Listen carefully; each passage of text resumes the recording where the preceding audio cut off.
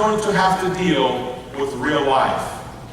What happens when the crowd goes away? What happens after you kill the giant? Everyone expects it all the time, and you've got to be very careful not getting caught up with everybody cheering for you. Those who cheer you today will boo you tomorrow. And if you take it personal, if you're counting on the crowd to be your friend, hear me out. The crowd will not be your friend. The crowd will be your fans. And if you know anything about fans, as long as you win, not just win, as long as you win the way they want you to win, then they'll be your fan. You have to win their way. They're not satisfied. The fans are not satisfied with you going 10-0. You have to win the Super Bowl. And if you win the Super Bowl, you have to win it again. And if you win it just by a little bit, they'll be happy. But next time, you better win it by a lot. And if you throw an interception or if you don't make the grade, all of a sudden the expectation is so great that you know you can't keep up with it. That's the burden. And if you take it personal, you lose your focus. And if you lose your focus, you're never going to accomplish what God wants you to accomplish. Look, I can relate to this. I know what it's like to have that moment and go, man, what am I doing wrong? I'm doing everything right. And I'm getting in trouble for doing right. We talked about that last week. David's struggling with it. If you live in the flesh instead of in the spirit, that will wear you out. You will take losses so personal that you won't want to play the next day.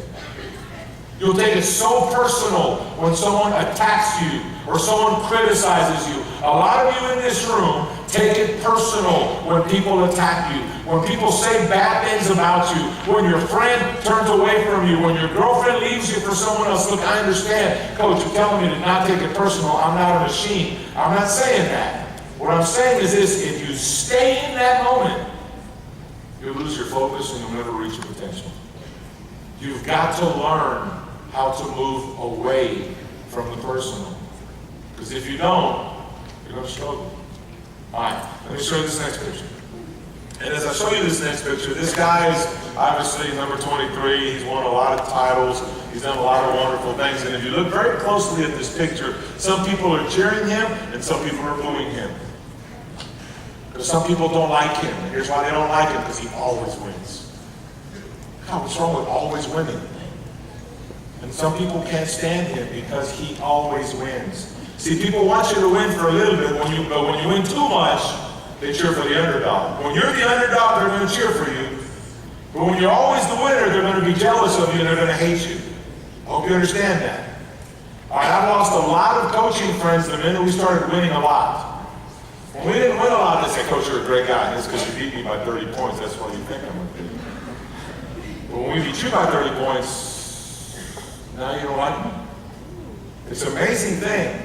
Truth number 2 that I want you to write down, and please understand this, is this: champions are a constant threat to many people.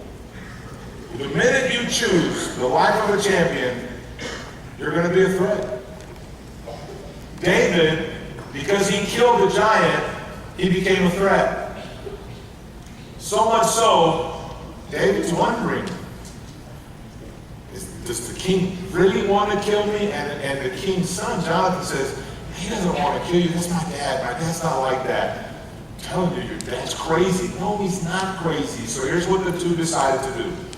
They made a covenant with each other. Here's what they did. Please understand this, Jonathan. David says, okay, I'm going to go leave. Because I can't. I'm afraid if I'm in the same room with your dad, he's going to throw another spear at me. So I don't want to be in there, so I'm going to leave. And here's what I want you to find out, Jonathan. If you love me and we're brothers, and we are brothers, we're friends, I need to know. Ask your dad. Ask your dad, is he trying to kill me or not? I need to know. Is it safe for me to go back into the palace? I mean, I killed the giant, remember? It's supposed to be good. No, success doesn't mean it's always going to be successful. Where are you at with that?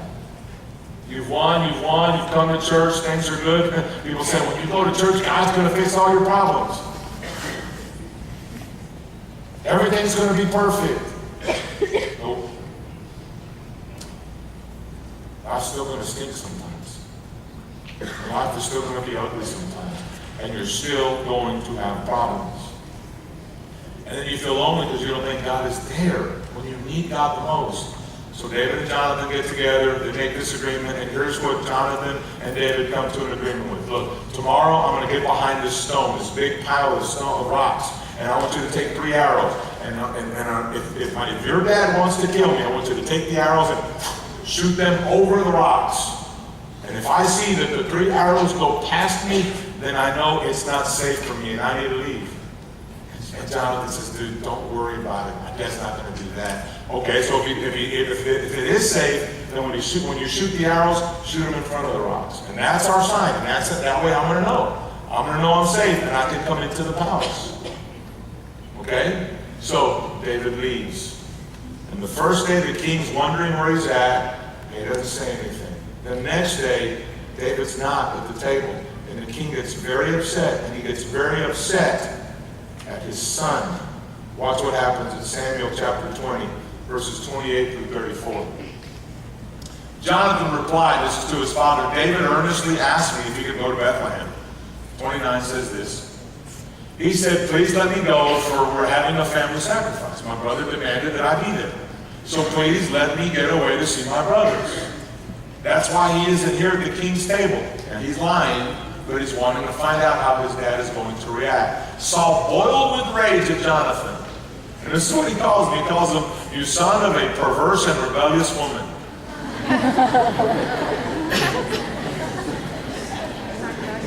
Dad? You're talking about mom. You married her. What does that make you? And that's amazing. You son of a perverse and rebellious woman. Do you think I don't know that you want him to be king in your place? Shaming yourself and your brother? Now watch what happens. The king thinks that Jonathan wants David to be king. Why does that happen? Because Jonathan saw with his own eyes that David kills the giant. All right, now watch what goes on. As long as the son of Jesse is alive, as long as David is alive, you'll never be king. Now go and get him so I can kill him. Wow, before you go to the next verse, things just changed. Things just changed drastically. For a moment here, Jonathan thinks, okay, it's good. He talked about my mama, that's okay, he didn't mean it. But now he's talking about killing my friend. And now he thinks I'm never going to be king. And I'm going to tell you something, I believe Jonathan doesn't want to be king because Jonathan knows that David is the better man than he is. And I think in my heart that Jonathan knows that David is better than his own dad. He's better than my own dad. Dad, look at what you're doing. Watch what happens in verse 32. It gets worse. But why should he be put to death? Jonathan asked his father. A simple question. What has he done? Look at the reaction. Then Saul hurled his spear at his own son. I want you to think about that. Hold on for a second. I want you to stop and listen to me. There's a lot of you here. You'll never say this. Your dad hasn't hurled the spear at you, but your dad has left you. Someone in your family has just left you. You don't have anywhere to go. A lot of you come from divorced homes. A lot of you come from broken homes. A lot of you get attacked every day by someone in your home. I know that. The statistics show it. And here's Jonathan protecting his friend. And while he's trying to protect his friend, his own dad tries to kill him. Why? Because David's a threat. Because David is going to threaten the family of Saul. Because David will be king. And Saul knows it.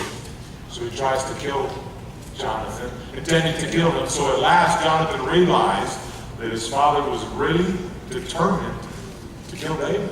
Verse 34.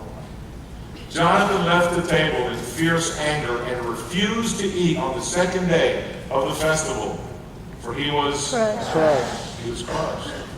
Why is he crushed?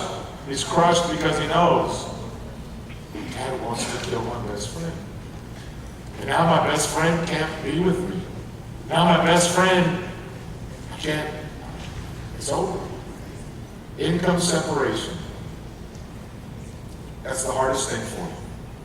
The hardest thing for you is to separate yourself. Here's what I will tell you this, and it's crushed by his father's shameful behavior towards David.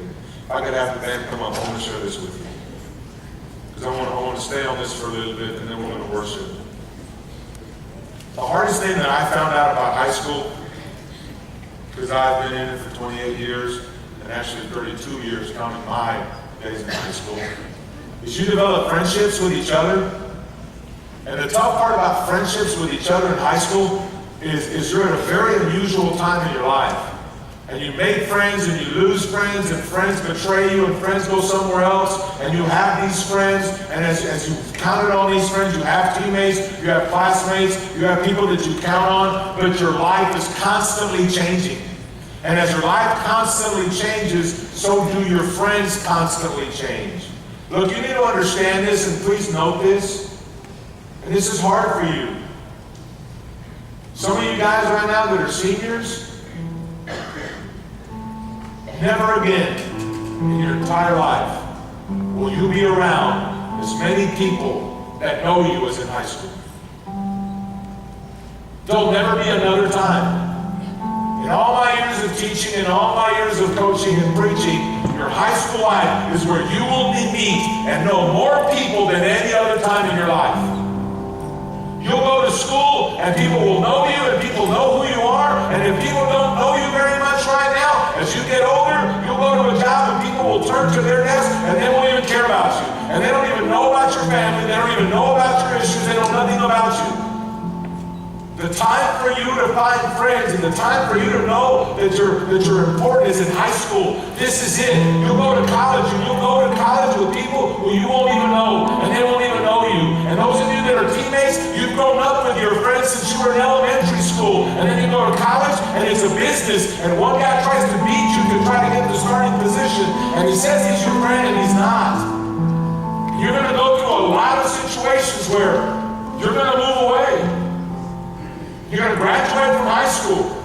You're going to move on. And the friends that you had in high school, you're never going to see them again.